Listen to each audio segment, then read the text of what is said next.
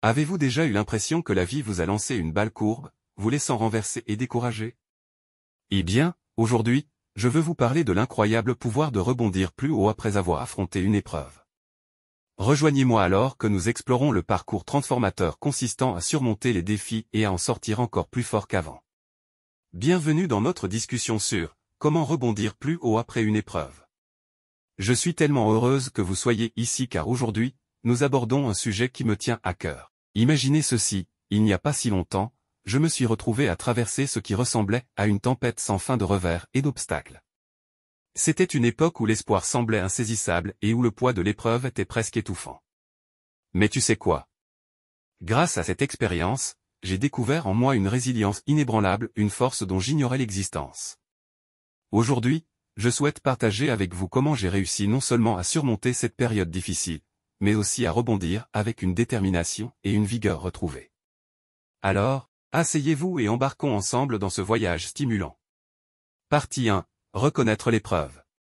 Aujourd'hui, lorsque nous nous trouvons au milieu d'une épreuve difficile, il est crucial d'en reconnaître la présence. Qu'il s'agisse d'un revers dans notre vie personnelle, d'un obstacle professionnel ou d'une période d'intense incertitude, reconnaître l'épreuve est la première étape pour reprendre pied. En reconnaissant la réalité de la situation, nous nous donnons la permission de l'affronter de front. Il est naturel de vivre un tourbillon d'émotions dans les moments difficiles, frustration, déception et même désespoir. Et tu sais quoi? C'est bon.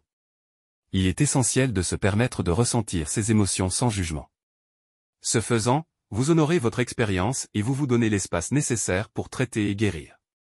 Je me souviens que lorsque j'ai été confronté à ma propre épreuve personnelle, j'ai d'abord essayé de mettre de côté mes émotions, pensant que les reconnaître me ferait paraître faible. Cependant, j'ai vite réalisé qu'en me permettant de ressentir et de comprendre mes émotions, je faisais en réalité un pas important vers une éventuelle guérison et croissance. Donc, si vous êtes actuellement aux prises avec une situation difficile, je vous exhorte à reconnaître son impact sur votre vie. Permettez-vous de ressentir toutes les émotions qui surviennent, tout cela fait partie du processus pour rebondir plus fort que jamais. N'oubliez pas que reconnaître l'épreuve n'est pas un signe de faiblesse, c'est plutôt un acte de courage et d'autocompassion. Partie 2. Changement de mentalité. Une fois que nous avons reconnu l'épreuve et nous sommes permis de traiter les émotions associées, il est temps d'exploiter l'incroyable pouvoir de l'état d'esprit. Notre état d'esprit joue un rôle central dans la façon dont nous traversons l'adversité. Elle peut soit nous maintenir piégés dans un cycle de défaite, soit servir de catalyseur de résilience et de croissance. Au cours de mon propre parcours, j'ai découvert l'impact profond du changement de mentalité d'un état d'esprit de défaite à un état d'esprit de résilience et de croissance. Une stratégie qui s'est avérée inestimable consistait à pratiquer la gratitude. En reconnaissant consciemment les petites bénédictions de ma vie, j'ai pu cultiver une attitude plus positive, même face à l'adversité. Une autre technique puissante consiste à transformer les défis en opportunités d'apprentissage et de développement personnel. Au lieu de considérer les échecs comme des obstacles insurmontables, j'ai commencé à les voir comme des opportunités d'acquérir de nouvelles compétences, d'approfondir ma compréhension de moi-même et de développer une résilience inébranlable.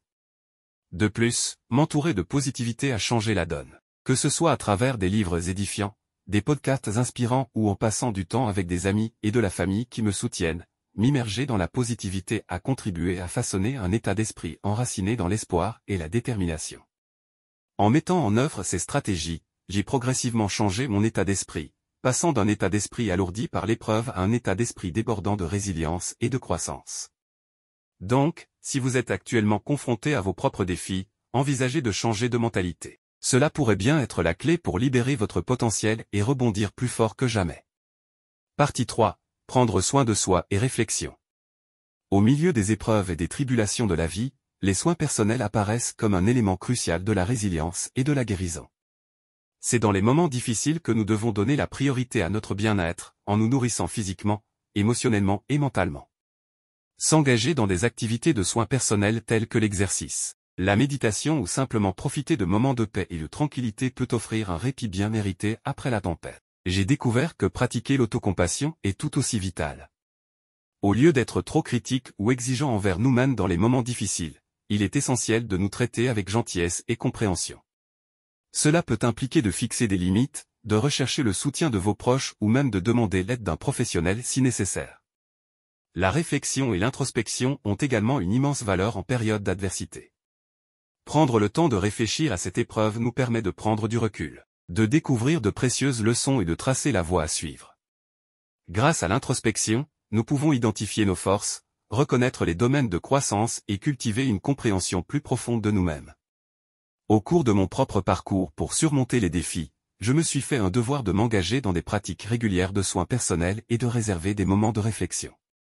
Que ce soit en tenant un journal, en passant du temps dans la nature ou en me livrant à des activités créatives. Ces activités sont devenues des points d'ancrage qui m'ont procuré un sentiment de stabilité et de clarté au milieu du chaos. Donc, si vous êtes aux prises avec des difficultés, rappelez-vous l'importance de prendre soin de soi et de la réflexion. En vous nourrissant et en prenant le temps d'introspection, vous favorisez non seulement la résilience, mais vous ouvrez également la voie à une profonde croissance personnelle. Partie 4. Fixer des objectifs et passer à l'action. Après avoir résisté à une tempête, il est crucial de se fixer des objectifs réalisables qui nous propulsent vers l'avant. Ces objectifs sont des lueurs d'espoir et nous guident vers un avenir meilleur. En établissant des objectifs réalistes et réalisables, nous pouvons raviver notre sens du but et retrouver un sentiment de contrôle sur nos vies. Lorsque vous fixez ces objectifs, il est important d'être gentil avec nous-mêmes et de reconnaître que les progrès peuvent se dérouler à leur propre rythme.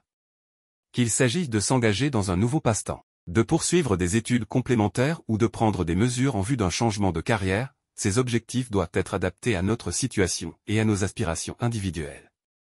Il est tout aussi important de prendre de petites actions positives pour atteindre ces objectifs. Ces actions servent de base, créant progressivement une dynamique et nous propulsant vers l'avant. Même les plus petites mesures, lorsqu'elles sont prises de manière cohérente, peuvent conduire à des progrès significatifs au fil du temps. Au cours de mon propre parcours de rétablissement et de croissance, j'ai découvert qu'il était primordial de fixer des objectifs réalisables et de prendre de petites actions positives à leur égard. Qu'il s'agisse de consacrer quelques minutes chaque jour à une nouvelle compétence ou de contacter des mentors potentiels dans le domaine de mon choix, ces actions ont progressivement jeté les bases d'un avenir meilleur. Donc, si vous faites face à vos propres défis, je vous encourage à vous fixer des objectifs réalisables et à prendre de petites actions positives pour y parvenir. N'oubliez pas que chaque pas en avant est un triomphe en soi, aussi petit soit-il. Ce faisant, vous créez non seulement une dynamique, mais vous posez également les bases d'un avenir rempli de promesses et de possibilités. Partie 6. Construire des systèmes de support. Au milieu des épreuves de la vie, la présence d'un système de soutien solide peut faire toute la différence dans notre capacité à rebondir et à nous épanouir. Les relations de soutien constituent des piliers de force, offrant réconfort, conseils et sentiments d'appartenance dans les moments difficiles. Il est important d'entretenir et de cultiver ces relations, qu'elles soient avec les membres de la famille, les amis, les mentors ou les réseaux professionnels. Ces personnes peuvent apporter des perspectives précieuses, prêter une oreille attentive et offrir une aide pratique en cas de besoin. Leur soutien indéfectible peut être une source de réconfort et d'encouragement alors que nous traversons l'adversité. Lorsque vous recherchez le soutien de nos réseaux, il est essentiel de communiquer nos besoins ouvertement et honnêtement. Qu'il s'agisse d'exprimer un besoin de soutien émotionnel, de demander des conseils sur des questions pratiques ou simplement de rechercher de la compagnie, une communication claire favorise la compréhension et ouvre la voie à des liens significatifs. De plus, il est crucial d'être ouvert à recevoir un soutien sous diverses formes.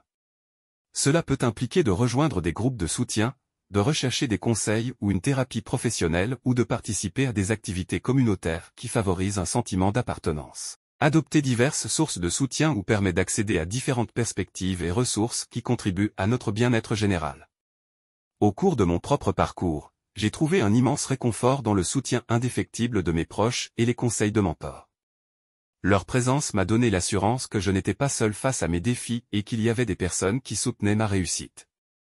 Donc, si vous traversez des moments difficiles, n'oubliez pas l'importance de construire et d'entretenir vos systèmes de soutien. Contactez vos amis, votre famille ou vos réseaux professionnels, faites-leur savoir comment ils peuvent vous aider. Ce faisant, vous renforcez non seulement vos liens, mais vous créez également un filet de sécurité de soutien qui peut vous aider à surmonter toutes les tempêtes que la vie présente.